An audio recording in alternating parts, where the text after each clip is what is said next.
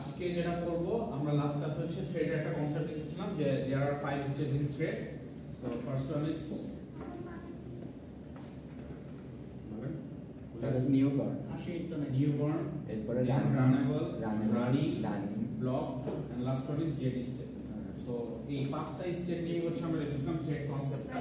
এখন আমরা দেখব এই যে থ্রেড যেটা আমরা কাজ করি এই থ্রেডটা কিভাবে ইউজ করা লাগে।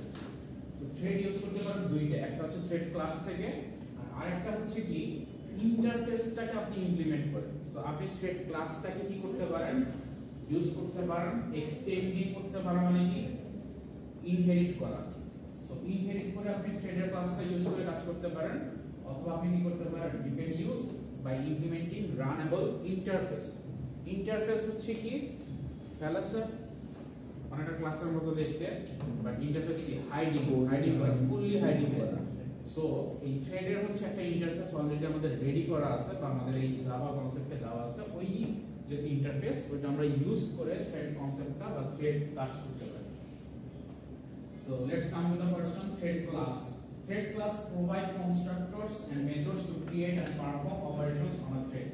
So thread class actually use কিছু constructor আছে and কিছু মেথড আছে। যে মেথড আর কনস্ট্রাক্টর মাধ্যমে আপনি কি করতে পারেন, থ্রেডের যে অপারেশনগুলো আছে এগুলো হচ্ছে ক্যারি করতে পারেন বা কমপ্লিট করতে পারেন। যেমন অপারেশনগুলো কি ওই যে করছিলাম, স্টার্ট মেথড ছিল, তারপরে ওয়েট মেথড ছিল, তারপরে স্লিপ মেথড ছিল, এরকম কিছু মেথড ছিল না? ওই মেথডসগুলো আমরা এখানে ইউজ করতে পারি।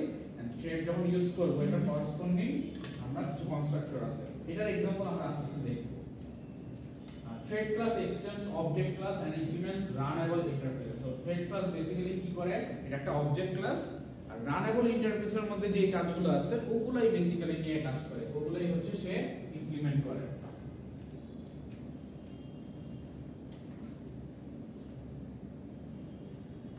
নেক্সট এখানে হচ্ছে আমাদের এই থ্রেড ক্লাসের কিছু মেথডস এর কথা বলা আছে। সো এই মেথডসগুলো কি কাজ করে এগুলো আমাদের জানতে হবে, কারণ আমরা যখন থ্রেড নিয়ে কাজ করব আমরা এই মেথডগুলো কল করার মাধ্যমে হচ্ছে এই যে পাঁচটা স্টেটে যে একটা সার্কুলার একটা মোশন ছিল বা সার্কুলেশন ছিল, এই সার্কুলেশনটা কন্ট্রোল করতে পারবো। So first one is public void run is used to perform action for a thread. So void run কি জন্য ইউজ হচ্ছে, যখন আপনি নতুন একটা থ্রেড ইউজ করেন ওটা যখন রান করতে চান তখন হচ্ছে আপনি void run বা রান মেথডটা কল দেন। স্টার্ট মেথডটা কি করে, starts the execution of the thread jvm calls the run method on the thread। আচ্ছা স্টার্ট মেথডটা কি, আপনি যখন স্টার্ট মেথড দেন একদম ক্রিয়েট করার পর আমরা স্টার্ট মেথড দিলে সেটা হচ্ছে কি এক্সিকিউশন করা শুরু হয়, আর ওই টাইমে জাভা ভার্চুয়াল মেশিন কি করে এই রান মেথডটা অ্যাক্টিভেট করে দেয়। সো রান মেথডটা তখন চলতে থাকে। তারপর বলতেছে ভয়েড স্লিপ। স্লিপের কথা মনে আছে, আমরা যখন কোন একটা থ্রেডকে একটা সার্টেন টাইমের জন্য হচ্ছে গিয়ে সাসপেন্ড করতে চাই বা সার্টেন টাইমের জন্য হচ্ছে তাকে অফ করতে চাই তখন হচ্ছে আমরা স্লিপ মেথডটা ইউজ করি। স্লিপের মধ্যে এখানে হচ্ছে মিলি সেকেন্ড আর এখানে হচ্ছে লং কি একটা ডেটা টাইপ। সো এখানে লং কেন দেওয়া হচ্ছে যে আপনি অনেক বড় ইন্টিজার নাম্বার দিতে পারেন, এটা কিন্তু লং কিন্তু একটা ইন্টিজার নাম্বার অনেক বড়। সো আপনি কি করতে পারেন, মিলি সেকেন্ড হচ্ছে গিয়ে এখানে প্যারামিটার আকারে দিতে পারেন, যেটার মধ্যে থেকে সে কি করবে একটা সার্টেন টাইম পর্যন্ত ওই থ্রেডটাকে হচ্ছে অফ করে রাখবে বা ওয়েট স্টেটে নিয়ে যাবে। নেক্সট হচ্ছে public void join waits for a thread to die. এইটার মানে হচ্ছে যে যখন আমি একটা থ্রেডকে এই জয়েন মেথডটা কল দিব, অন্য কোনো একটা থ্রেড যখন না পর্যন্ত শেষ হচ্ছে তারপরে গিয়ে সে হচ্ছে কাজ করা শুরু করবে। সে ওয়েট করে কি যে রানিং থ্রেডটা আছে এটা যতক্ষণ না পর্যন্ত ডেড স্টেটে যাচ্ছে ততক্ষণ পর্যন্ত সে কোনো কাজ করবে না। সো ডেড স্টেট যখন চলে যাবে তখন হচ্ছে সে কাজ করা শুরু করবে। সো একটা থ্রেড ওয়েট করে অন্য একটা থ্রেড মানে ডেড স্টেটে যাওয়ার জন্য।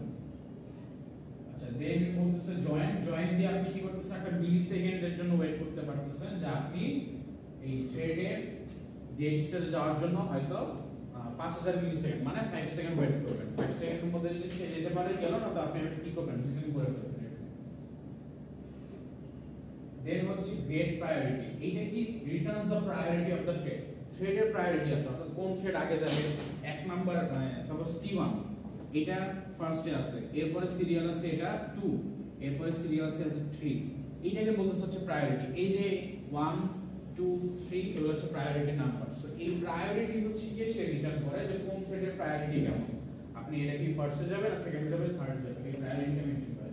আর এখানে একটা হচ্ছে আপনি যদি প্রায়োরিটি চেঞ্জ করতে চান, সো এটা কি সেট প্রায়োরিটি। আর গেট প্রায়োরিটি দিয়ে কি আপনি প্রায়োরিটি নাম্বারটা পাচ্ছেন।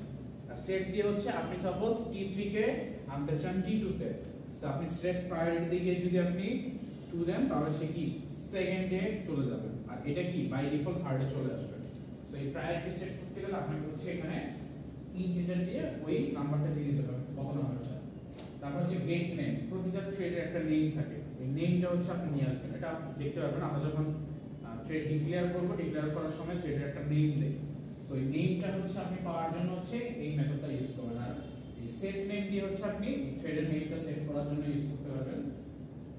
তারপর বলা আছে থ্রেড কারেন্ট থ্রেড, এটা হচ্ছে যে আপনি কারেন্টলি যে থ্রেডটা এক্সিকিউট করতেছে ওইটা হচ্ছে রিটার্ন করে। আর তারপরে লাস্টে বলা হচ্ছে গেট আইডি, এই কারেন্টলি যে আপনার থ্রেডটা রিটার্ন করলো তার যে একটা আইডি আছে, সরি কারেন্টলি না, আপনি যে থ্রেডের get id দিয়ে হচ্ছে মেথডটা কল দিবেন, যেই থ্রেড আছে তার একটা আইডি রিটার্ন করবে। প্রতিটা থ্রেডের একটা আইডি থাকে। এগুলো সবগুলোরই एग्जांपल আমরা ওয়ান বাই ওয়ান দেখব পরে। তারপর হচ্ছে থ্রেড স্টেট গেট স্টেট, এইটা হচ্ছে থ্রেডটা কি অবস্থায় আছে এইটা হচ্ছে ব্যাক করে, যে থ্রেডের যে স্টেট আমরা যে স্টেট দেখছি না, সো এই স্টেটটা হচ্ছে সে ব্যাক করে কোন স্টেটে হচ্ছে থ্রেডটা আছে। তারপর হচ্ছে ইজ অ্যালাইভ দিয়ে টেস্ট করে যে থ্রেডটা কি মানে অলরেডি এখনো আছে, মানে অনগোইং আছে নাকি হচ্ছে থ্রেড ডেড স্টেটে চলে গেছে, তাই মানে মরে গেছে। ইএল খেলা আছে, ইএল এর কথা অলরেডি বুঝলাম লাস্ট ক্লাসে। কি করে ইএল দেখেন, causes the currently executing thread object to temporarily pause and allow other threads to execute। El কি করে স্টপ করে দেয়, কারেন্টলি যে থ্রেডটা রান করতেছে এটাকে পজ অবস্থায় নিয়ে যায়। আবার এটাকে আমরা যখন মানে ওয়েট করতে চাই তখন আমাদের কি করতে হয় খেয়াল আছে,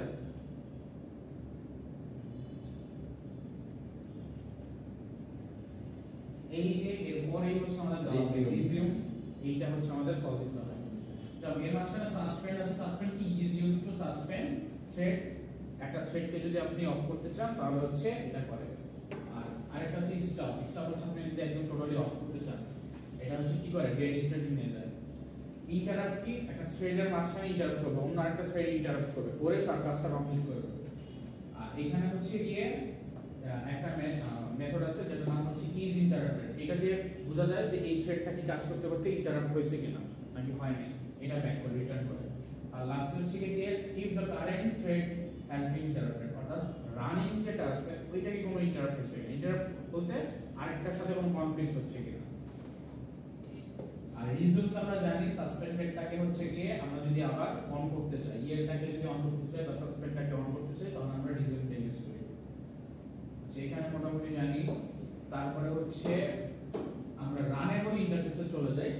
এই সবগুলো যতগুলো দেখছি এগুলো হচ্ছে আমাদের থ্রেড ক্লাসের মেথড, অর্থাৎ থ্রেড ক্লাসটাকে যদি আমি ইনহেরিট করি তাহলে বাই ডিফল্ট আমি এই মেথডগুলো ইউজ করতে পারবো, এই মেথডগুলো যেটা সেট করা আছে। আর কনস্ট্রাক্টর কি বেসিক্যালি হচ্ছে আমি যেগুলো কল দিচ্ছি, কল দেওয়ার সময় কি হচ্ছে কনস্ট্রাক্টর ক্রিয়েট হচ্ছে, কনস্ট্রাক্টর ক্রিয়েট হয়ে সেই ভ্যালুগুলো কিন্তু রাখতেছে। সো এইটাও কিন্তু মানে এইখানে কিন্তু বাই ডিফল্ট কনস্ট্রাক্টর চলে আসছে।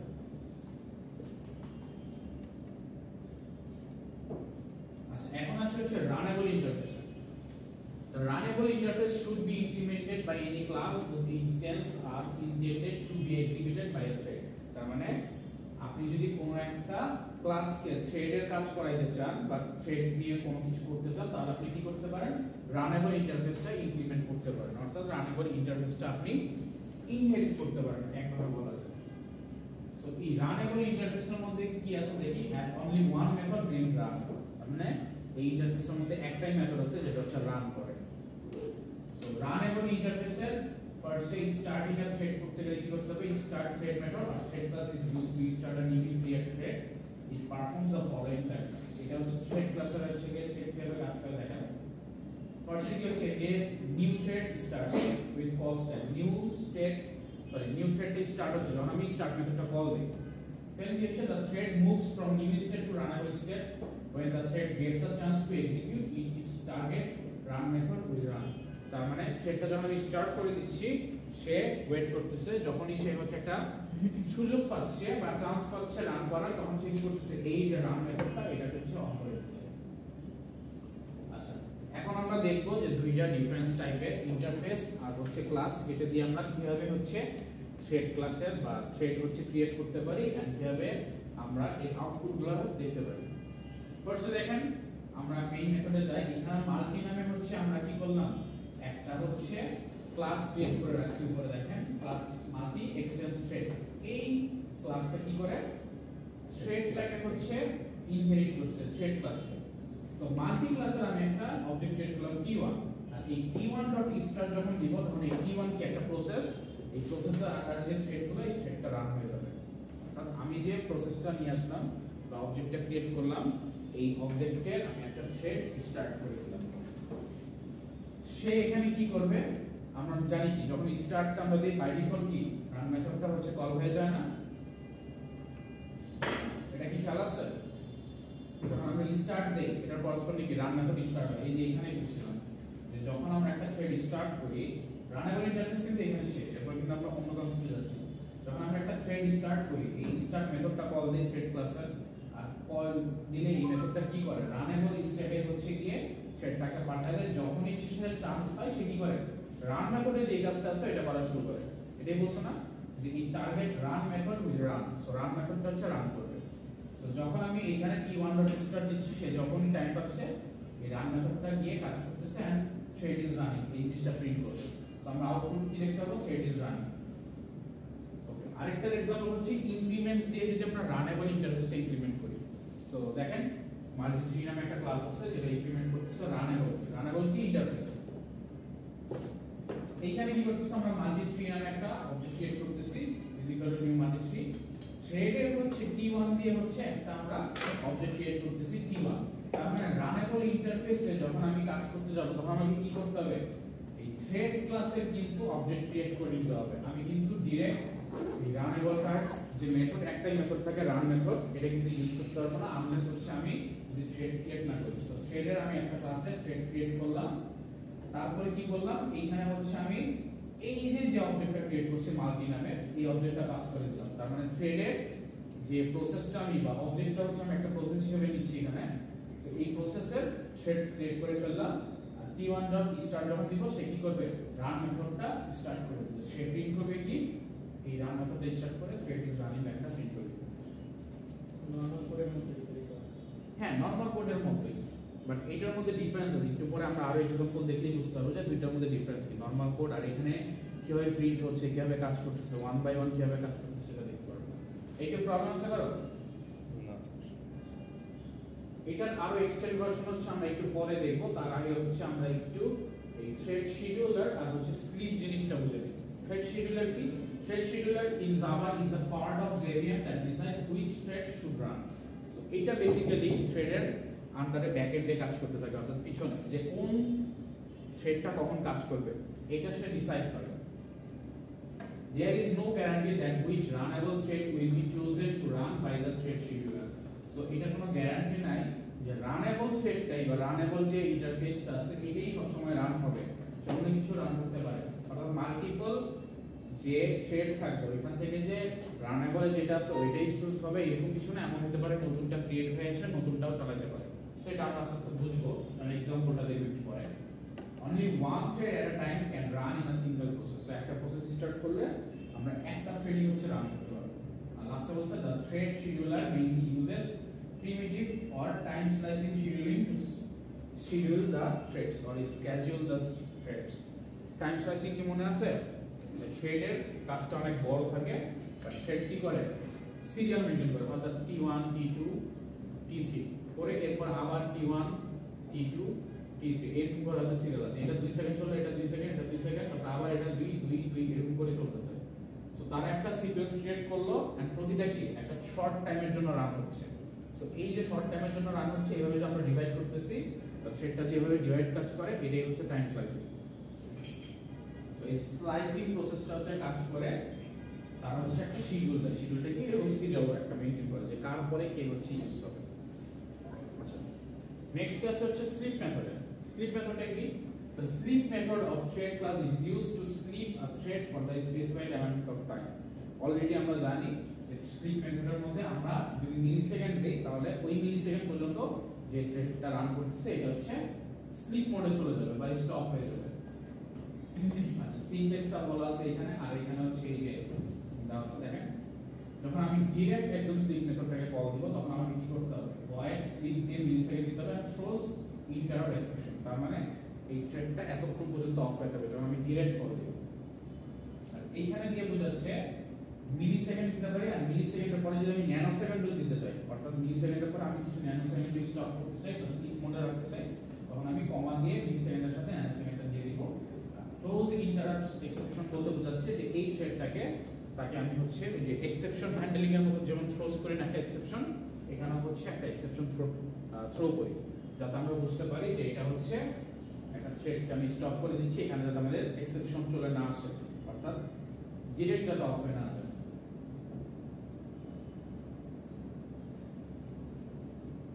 এই পর্যন্ত সবাই বুঝছেন? এখন একটু এক্সাম্পলটা দেখেন সবাই, একটু এক্সাম্পলটা খেয়াল করেন তো, এক্সাম্পলে কি বলতেছে, এক্সাম্পলের আউটপুট কি আসা উচিত।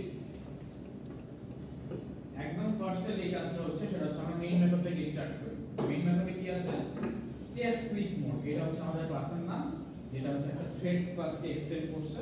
আমরা কি করলাম, ওইটা দুটো অবজেক্ট ক্রিয়েট করলাম, তারপরে দিলাম t1 স্টার্ট আর t2 স্টার্ট। এখন বাই ডিফল্ট t1 এর কাজ শেষ হবে, তারপর t2 হবে, এরকমই তো। কিন্তু যখন আমরা রান মেথডে গেলাম, রান মেথডে গিয়ে দেখলাম সে এখানে 1 থেকে 5 পর্যন্ত প্রিন্ট করে, কিন্তু সে প্রিন্ট করার পরে কি করতেছে, যখনই 1 থেকে 5 হচ্ছে এইখানে সে কি করতেছে, এই 500 মিলিসেকেন্ড হচ্ছে সে স্লিপ মোডে রাখছে, অর্থাৎ যে থ্রেডটা আছে এই থ্রেডটাকে 500 মিলিসেকেন্ড স্লিপ মোডে রাখছে। আর এখানে একটা ক্যাচ এক্সেপশন হ্যান্ডলিং এর জন্য হচ্ছে একটা ক্যাচ দিয়ে দিয়েছে, যেটাতে অর্থাৎ এই কাজটা করতে গিয়ে থ্রেডটাকে স্লিপ করতে গিয়ে যদি কোনো প্রবলেম হয় তাহলে সে কি করবে, এইখানে প্রিন্ট করে যে এক্সেপশনটা আছে ওটা ভুলে দিবে যে এটা কোন একটা থ্রেড এক্সেপশন এরকম বিষয়, আর লাস্টে হচ্ছে একটা প্রিন্ট করবে। সো বেসিক্যালি আমাদের কি দেখার কথা, আউটপুট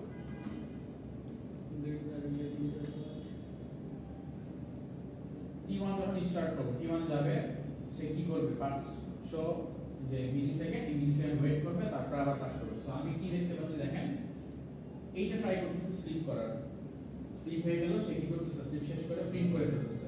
সো তারপরে কি হলো, আবার পরের বার কি হচ্ছে, যখন স্লিপ মোডে চলে যাচ্ছে, এই থ্রেডটা কিন্তু স্লিপ মোডে চলে গেছে, অর্থাৎ আপনার রানিং থ্রেডটা স্লিপ মোডে। সো প্রিন্ট করেই কিন্তু সে অফ হয়ে যাচ্ছে, সে কিন্তু অফ অবস্থায় আছে। তারপরে সে কি হয়ে যাবে, t2 স্টার্ট হয়ে যাবে, t2 চলে যাবে, t2 এর রানটা অন হয়ে যাবে, ওয়ে 1 হয়ে যাবে, 1 হয়ে কি সে কি করবে, এইটা স্লিপ মোডে যাবে আর এই প্রিন্টটা হয়ে যাবে। সো সে কি করলো, t2 টার জন্য প্রিন্ট করলো, প্রিন্ট করার পরে t1 ততক্ষণে আবার হচ্ছে কি অন হয়ে যাবে, তখন আবার কি t1 এখানে যাবে, গিয়ে i এর ভ্যালু বাড়ায় 2 করবে, 2 করে থ্রেডটা হচ্ছে গিয়ে 500 মিলিসেকেন্ডের জন্য অফ করে এই প্রিন্টটা হচ্ছে প্রিন্ট করে। তার মানে t1 একবার করতেছে 500 সেকেন্ড বসে থাকতেছে, আবার t2 করতেছে, আবার 500 সেকেন্ড করে সরি মিলিসেকেন্ড 500 মিলিসেকেন্ড সে ওয়েট করতেছে, স্লিপ মোডে চলে যাচ্ছে, আবার প্রিন্ট করতেছে।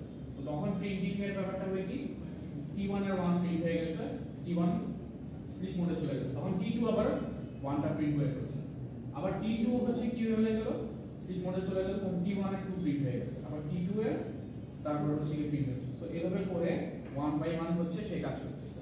সো সে কি করবে, যেহেতু 5 এর 8 পর্যন্ত প্রিন্ট করতেছে, 1 2 3 4 5 সরি 4 পর্যন্ত প্রিন্ট করে ফেলবে, কিন্তু প্রিন্ট হবে কি একবার t1 তারপরে t2 t1 t2 t1 t2 এরকম। সো এই एग्जांपलটা বুঝে গেছে স্যার? তো স্লিপ মেথড না দিলে কি 1 2 3 4 প্রিন্ট করে কি আবার স্লিপ মেথড না দিলে যদি ওই টাইম স্লাইসিং এর মধ্যে যদি t1 এর পুরোটা কমপ্লিট হওয়া পসিবল থাকতো তাহলে 1 2 3 4 5 1 2 3 4 5, আর যদি টাইম স্লাইসিং এর মধ্যে হচ্ছে কমপ্লিট না হতো তাহলে হয়তো 1 2 3 দেখে তারপর আপনি আবার 1 2 3 দেখতেন, তারপর আবার 4 5 6 আবার 4 5 6 এরকম দেখতেন। বাট সাধারণত থ্রেড এত ফাস্ট চলে যে আমাদের ছোটখাটো অপারেশন হয়ে যায়, বাট বড়গুলো করতে গেলে একসাথে হয় না। আচ্ছা এরপর আসি জয়েন্ট মেথডে। জয়েন্ট মেথড কি জিনিস দেখেন, জয়েন্ট মেথড হচ্ছে join method waits for a thread to right. So আমরা কি বলছিলাম, এটার একটা কনসেপ্ট আছে যে জয়েন্ট মেথড আমরা কখন ইউজ করি, যখন আমাদের একটা থ্রেডকে ওয়েট অবস্থায় রাখতে হয়, যে এটা যাতে ডেড স্টেটে চলে ততক্ষণ পর্যন্ত আমি ওয়েট করি। In other words, it causes the currently running threads to stop executing until the thread joins with complete restart. তার মানে সে কি করতেছে, যে কারেন্টলি রানিং থ্রেডটা এটাকে স্টপ করে দিচ্ছে অন্য আরেকটা থ্রেড কমপ্লিট না হওয়া পর্যন্ত। এটা কি বুঝতে পারতেছেন যে আমি জয়েন করতেছি আমি আরেকটা থ্রেড যতক্ষণ পর্যন্ত ডেইলি স্টেটে যাচ্ছে তার জন্য আমি ওয়েট করতেছি তার মানে আমি আমার স্টপ করে দিচ্ছি আমার প্রোগ্রামটাকে স্টপ করে দিয়ে অন্য একটা থ্রেড রান করতেছি ওই থ্রেডটা যতক্ষণ পর্যন্ত শেষ হচ্ছে আমি ওয়েট করতেছি সিনট্যাক্সটা কি দেখেন public void join that throws exception so exception throw করতেছে আর এখানে আমরা মিলি সেকেন্ড দিলে সে কতটুকু টাইমের জন্য হচ্ছে জয়েন করব অর্থাৎ কতটুকু টাইম পর্যন্ত সে থ্রেডের জন্য ওয়েট করবে সেম জিনিস চলে আসছে না এখন একটা एग्जांपल দেখি জয়েনের প্রবলেমটা একটু ক্লিয়ার হবে কি আসছে T1 T2 আর T3 তিনটা হচ্ছে আমাদের অবজেক্ট ক্রিয়েট করা হলো এই ক্লাসে যে ক্লাসটা হচ্ছে থ্রেড ক্লাসকে হচ্ছে এক্সটেন্ড করতেছে তারপর হচ্ছে দেখেন T1 স্টার্ট করলো তাহলে আমাদের কি T1 স্টার্ট হলে কি রান মেথডে চলে যাবে রান মেথডে কি দেখলাম এখানে হচ্ছে ট্রাই স্লিপ করা হচ্ছে সো এটা করা হবে করার পরে প্রিন্ট হবে তার মানে প্রিন্ট হচ্ছে কি ফার্স্ট স্টেপ 1 প্রিন্ট হবে তারপর এখানে দেখেন T1.join 1 প্রিন্ট করার পরে সে কি ঘুমায় যাবে না মানে স্লিপ মোড চলে আসছে না এখন এখানে যখন T1.join আমি দিয়ে দিছি তখন কি হবে তখন যেটা বলছি জয়েন সে ওয়েট করবে কোন একটা থ্রেড শেষ না হওয়া পর্যন্ত সো তখন দেখেন আমি যখন 1 2 3 4 5 পর্যন্ত না যাচ্ছি অর্থাৎ T1 যদি শেষ না হচ্ছে ততক্ষণ পর্যন্ত কিন্তু আমি বাকিগুলো অন করতে পারছি সো দেখেন যখন আমি T1.join দিচ্ছি T1 যতক্ষণ না পর্যন্ত শেষ হবে ততক্ষণ পর্যন্ত পরের থ্রেডগুলো অন হবে T1 ওয়েট করতেছে মানে T2 আর T3 ওয়েট করবে T1 শেষ হবে তারপর তারা তাদের এক্সিকিউশন শুরু করবে সো এখানে T1 জয়েন দিয়ে দিছি T1 পুরোটা শেষ হবে সো সে কি করবে 500 মিলিসেকেন্ড পরে ওয়েট করবে 1 প্রিন্ট করবে তারপর ওয়েট করবে তারপর 2 3 4 আগের মত না আগে কি হচ্ছিল খেয়াল আছে যখন নরমালি দিচ্ছিলাম সে 1 প্রিন্ট করে স্লিপে চলে যাচ্ছে তারপর 2 স্টার্ট হয়ে যাচ্ছে মানে এখন যেটা আমি T1.join দিয়ে দিছি T2 টা স্টার্ট হতে পারবে না যতক্ষণ না পর্যন্ত T1 টা শেষ না হচ্ছে এটাই হচ্ছে জয়েন মেথডের কাজ এখানে তো তাহলে পরেরগুলো ওয়েট করবে স্যার ঘড়ির কাঁটার মতো প্রিন্ট হবে 1 2 পরেরগুলো ওয়েট করতেছে স্যার T1 যাবে ওই যে সেকেন্ডের মতো ওই যে 1 তারপর 2 একটু ওয়েট করে 3 এরকম প্রিন্ট এরকম করে হবে একটু স্লো তারপর কি T2 এরকম ভাবে হবে তারপরে হচ্ছে T2 আর T3 এর সিস্টেম হচ্ছে আগের মতো সো দেখেন এখানে আউট 1 2 3 4 5 এই পর্যন্ত হচ্ছে T1 যতক্ষণ শেষ হচ্ছে যখন T1 5 শেষ হয়ে গেছে তখন T1 1 2 3 3 তখন এটা সাথে সাথে এক্সিকিউট হয়ে যাবে হ্যাঁ তখন হচ্ছে ওই যে স্লিপ মোড আছে সো T1 T2 যখন স্লিপে চলে যাবে T3 এক্সিকিউট শুরু হয়ে যাবে কিন্তু আগেরবার যেহেতু জয়েন দিছি T1 স্লিপ মোডে গেল T1 যতক্ষণ না পর্যন্ত শেষ হবে ততক্ষণ পর্যন্ত অন্য থ্রেড স্টার্ট হতে পারবে এখানে T2 তো জয়েন ইউজ করতে পারতাম না হ্যাঁ যদি T2 জয়েন করতেন তাহলে কি হতো T1 শেষ হইতো তারপর T2 শেষ হইতো তারপর T3 এটা একই কথা তাতে নরমাল ভাবে তারপর নরমাল ভাবে প্রিন্ট করে দিত সেটা দরকার ছিল না আচ্ছা এখানে ওই জিনিসটা বলছি একটু দেখেন as you can see in the above example when T1 completes it starts then T2 and T3 start executing so T1 যতক্ষণ পর্যন্ত কমপ্লিট হচ্ছে T2 আর T3 হচ্ছে চলবে সো আজকে আমরা হচ্ছে মোটামুটি এই পর্যন্তই রাখবো নেক্সট ডে হচ্ছে আমরা একটু বাকিগুলো একটু দেখবো